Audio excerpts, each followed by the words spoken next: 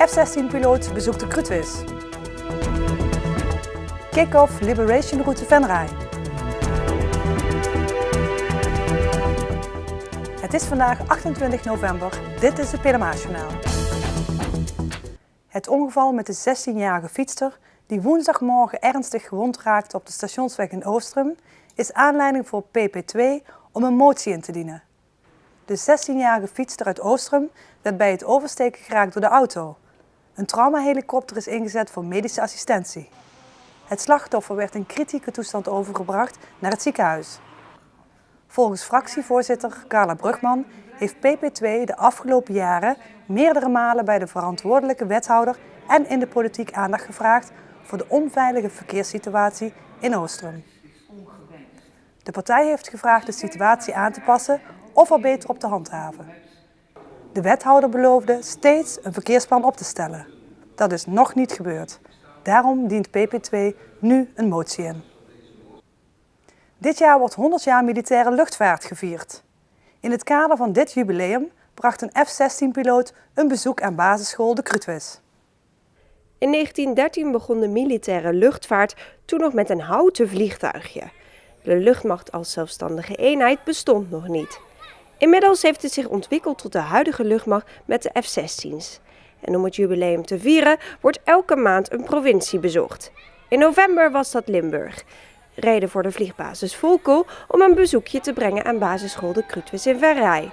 Een F-16-piloot vertelde in een presentatie aan alle kinderen wat zijn werk nu precies inhoudt. Want wat doet een F-16-piloot nou eigenlijk op een dag? Nou, dat vragen ze me wel vaker. F-16-vlieger is een hele intensieve baan. Daar komt veel bij kijken. Het is een beroep waar je fysiek goed en stevig of sterk voor moet zijn en mentaal. We vliegen ongeveer 1,5 uur per dag. Maar zo'n missie bestaat uit hele intensieve voorbereiding. Die voorbereiding bestaat vaak uit 3 uur gezamenlijk met het team waar je mee gaat vliegen voorbereiden. Dan is de uitvoering meestal tussen 1,5 uur en 2 uur. En als we dan weer terugkomen, dan worden alle zaken die we van tevoren besproken hebben, de afspraken die we met de vliegers onderling gemaakt hebben, die worden dan nog eens een keer gedebriefd. Naast het verhaal dat de F-16-piloot deed, mochten leerlingen uit groep 8 ook nog zelf vragen stellen. En daar hadden ze goed over nagedacht. Eén daarvan was bijvoorbeeld van hoe kun je nou zien in het donker? Want de F-16 gaat natuurlijk toch 800-900 km per uur. En als het donker is, dan is het best lastig om te zien waar je naartoe gaat. En dan heb ik ze uitgelegd dat we daar bijvoorbeeld instrumenten voor hebben. Maar dat we op onze helm ook een soort verrekijker kunnen plaatsen. En dat heet een soort helderheidsversterker die het kleine beetje licht wat er 's nachts is heel erg versterkt. En dat we dus eigenlijk een soort dagbeeld hebben, alleen dan in groen-zwart. Want dat zijn de 2 kleuren die die weergeeft. En dat we dus redelijk goed daarmee kunnen zien 's nachts en alles kunnen waarnemen wat er in de lucht vliegt. Tijdens de presentatie was het muisstil.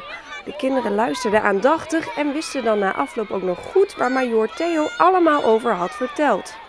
Over hoe het is om piloot te zijn en hoe ze dan zichzelf kunnen redden als er een ongeluk gebeurt.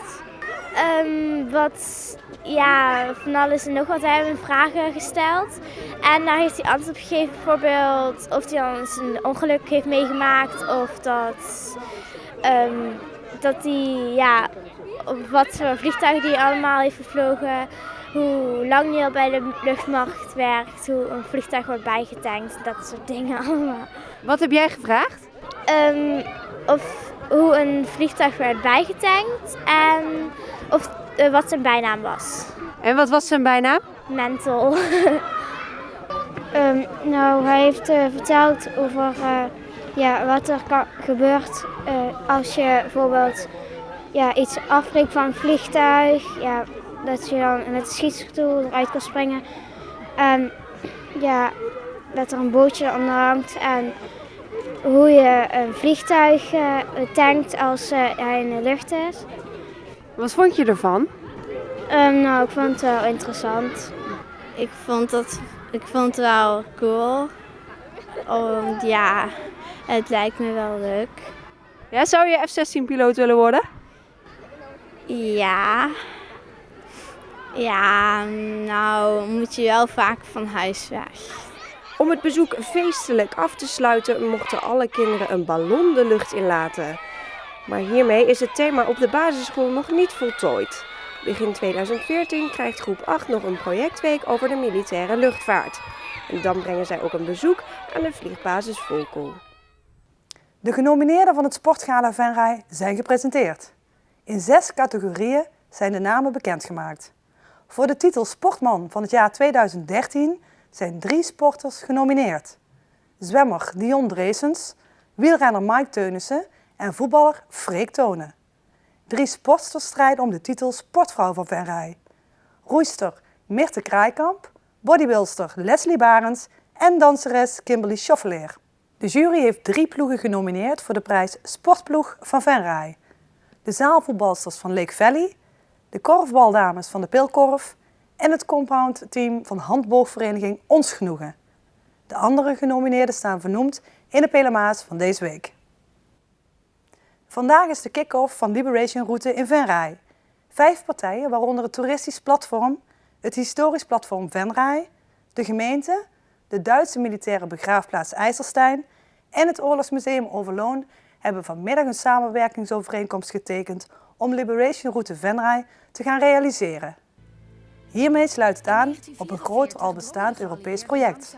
Liberation Route Europe is de weg die de bevrijders in 1944 gevolgd hebben om onder andere Venray te bevrijden.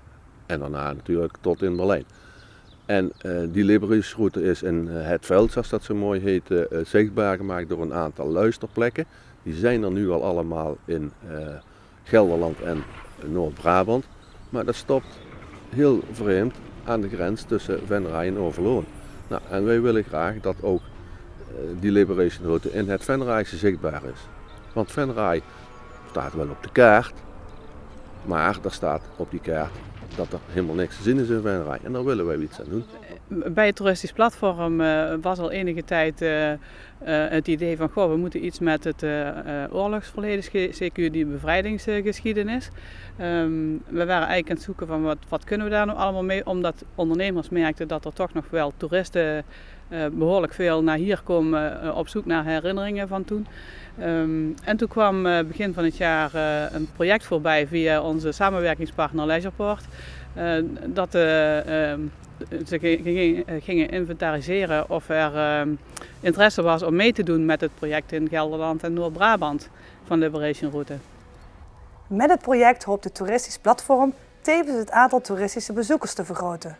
Hiervoor worden in de gemeente 3 luisterplekken gerealiseerd. 1 hier bij de Grote Kerk, omdat die in de oorlog heel erg beschadigd is. 1 bij de Duitse militaire begraafplaats in IJsselstein en eentje bij de kasteelruïne in Geisteren. De luisterplekken die gemaakt worden kunnen ook onderdeel zijn voor wandelroutes en educatieve programma's. De 5 partijen van de stuurgroep doen niet alleen de coördinatie van het project, maar zorgen met z'n allen ook voor de financiering van Liberation Route Venray. Tot zover dit Pelemaasjournaal.